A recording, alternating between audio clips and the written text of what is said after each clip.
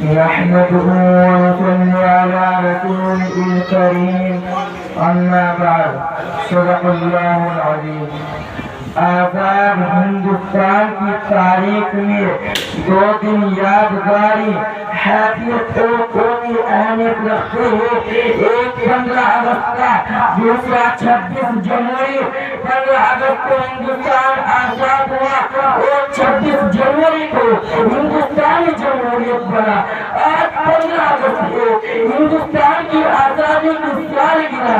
15 اگست 1947 عیسوی کو سرزمین ہند پر وعید شروع ہوا تھا، جو کہ آج شروع ہوا ہے، لیکن اس وقت سورج کی کرنیں ایک نئی صبح کا پیغام لائی تھی۔ یہ صبح وہی صبح تھی جس کے ظہور سے غلامی کی رات کا اندھیرا ختم ہوا، جو 150 برس طویل مدت پر محیط تھا۔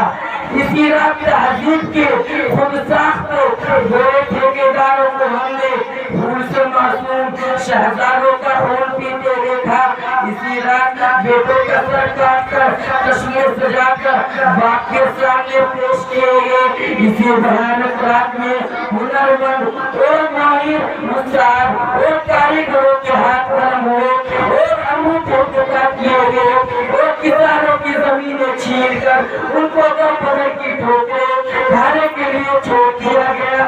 اس تاریخ رات میں جو صبح ہو، اس کے لیے ہم نے کون سے حکم نہیں کیے، سازشیں اور بغاوتیں کی، آزاد حکومتوں کی تشکیل کی، مزاحمتی تحریکیں چلائے، جان و مال کی قربانی دی۔ وہ سب کیا جو